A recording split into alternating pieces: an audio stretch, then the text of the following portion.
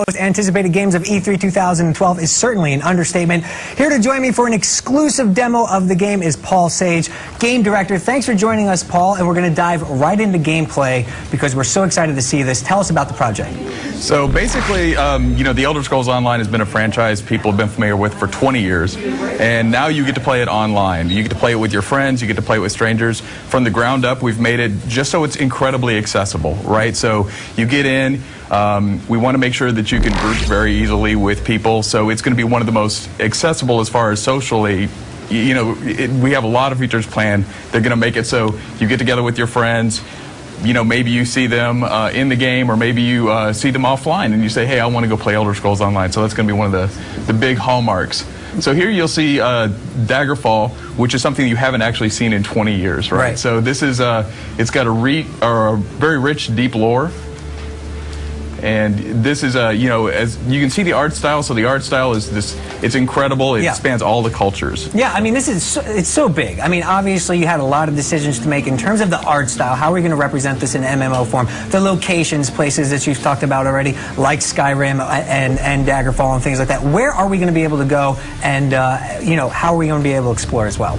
So you will be able to start off in any one of 3 factions. So we have factions set up for the players. You can start off in the Northeast, where you might be familiar with Morrowind. You can start off in the Daggerfall Covenant, which is in the northwest of Tamriel, or you can start off in the south. You can play a faction that's the All-Merry Dominion that was mentioned in Skyrim, and they're kind of bent on taking over the continent. Right. So why was this the right time, Paul, to launch an Elder Scrolls MMO? Obviously, it's a very big space. It's a very competitive space. You have a great IP, but a lot of gamers, when it was first announced, they said, hey, I love my Elder Scrolls. It's a single-player experience. That's what's different.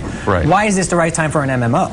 I think it's just a matter of, it's just got to be a great game. It's got to be a great RPG. But there were a lot of people, myself included, who are saying, I want to play this online. I want to play it with a bunch of other people. When you take things to the next level, you get other people in, you can see like the world actually changes, not just because of the changes that the development team makes, but other players bring to it. So it's really dynamic feeling. It's a great game. Okay, and talk a little bit about the gameplay mechanics. Obviously, people kind of go into MMOs knowing what to expect, but we've seen recent titles like SWTOR and upcoming Guild Wars 2. They're looking to mix things up. What can we expect on the gameplay front that's going to make this an innovative player? So one of the things that we've really worked hard to do was make sure that we take away a lot of the interface from the game and have you concentrate and look into the world. And so the reason we built it that way is so combat is very real-time feeling. So it feels like it's reactive, it's active.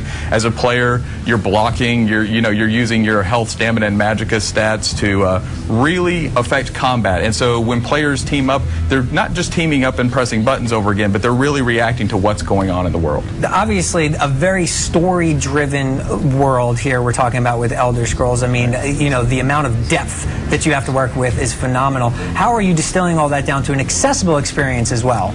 Well, one of the things that's really great about it is the fact that you get to go in and you get to experience the quests the way you want to experience them. So you don't have to go on to a quest path. You can wander around the world.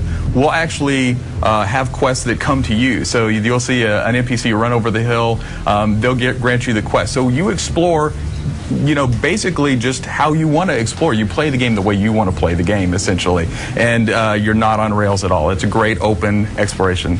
In development for 5 years, that's a long time, and in that time, the MMO landscape has changed quite a bit. Have there been things that have influenced design throughout the process to kind of make it more innovative as we're getting closer to launch? Absolutely. So one of the things that's really telling is that, when we looked at how we wanted to explore the world originally, it was more of a directed vector through the world. And we said, that's not what Elder Scrolls is about. So we added elements like the compass back in from the single-player games that everybody knows, and the compass really directs you to content, and so again you're free to explore, and that's one of the things that really isn't out in the market right now for MMOs, and it makes it great. It definitely looks like the world of Elder Scrolls. How are you classifying the art style? I mean, it's not too cartoony, it's not too realistic. How do you classify it internally? Well, I think it's the art style. Number one, it's going to allow 200 players in the game at the same time, fighting these huge epic battles.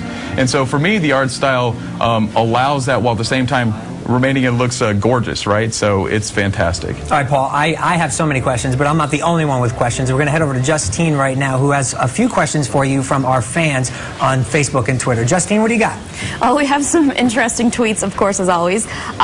Here is one. It's I want to mount a dragon and fly over Tamarill. Can you make a girl's dreams come true? This didn't come from me. This was not my question.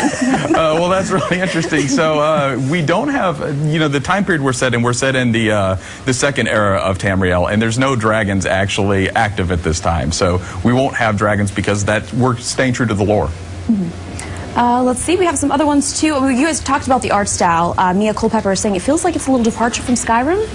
It is a slight departure from Skyrim, and the reason it is because we have so many cultures. It spans all over, the continent of Tamriel. There's the Morrowind, the Dark Elves, and the High Elves, and you have to blend all of those different cultures together. And so the art style is really a mix. Just like every Elder Scrolls game has been different, we are no different from that. Yeah, I know, it looks great. All right, we have one more question here. Are Redguard considered Nedic men? Like Nords or Imperials? So Redguard actually are not Nedic men in that way, I don't believe. They actually came over to the continent of Tamriel, almost like I think they call it a regatta, that when they came over to Tamriel. So they're actually more or less imports and not the original people from the land. Well, thank you so much. Everyone on Twitter is super excited. Remember, you guys can also download